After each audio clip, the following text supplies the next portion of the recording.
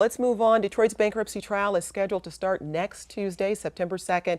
Earlier this week, lawyers for the city and bond insurer Syncora were in court arguing over the grand bargain. Judge Rhodes said he would rule on that matter before the trial starts. A bit of a Hail Mary pass this week from Syncora and another creditor. There's this offer of a $4 billion loan to Detroit, and what they're requesting as collateral is the DIA. It just feels at this point that these creditors are kind of throwing spaghetti at the wall hoping something sticks. Well, right. What's at risk for these creditors? Well, losing out completely, and Syncora has said they're at risk of going bankrupt themselves if they lose out here, and they're trying to make the case that retirees have gotten they've been treated too partially in these proceedings with the grand bargain, and so they're going to Syncora and other creditors. They're going to do what they can to try to come out ahead here, but I don't think that argument's going to gain much traction.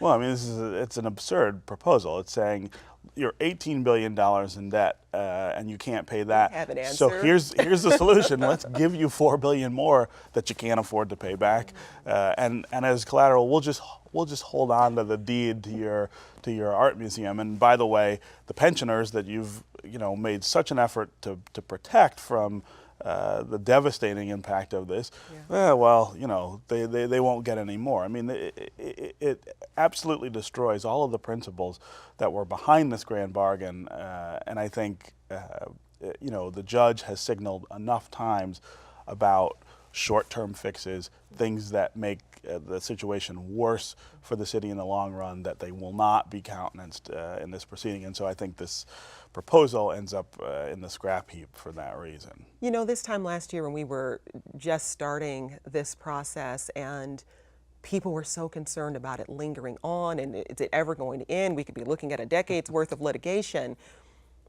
And this train sort of took off and kept running, and things coalesced in a way that I think sort of surprised even the people who were involved. We got the state to sign on to the grand bargain. You had the foundation community coming together. Retirees signed off on cuts in their pensions. Is this the result of Kevin Orr's leadership? Is it Judge Rhodes' leadership? What happened? Well, I think Kevin Orr deserves a lot of credit for managing the city's plan.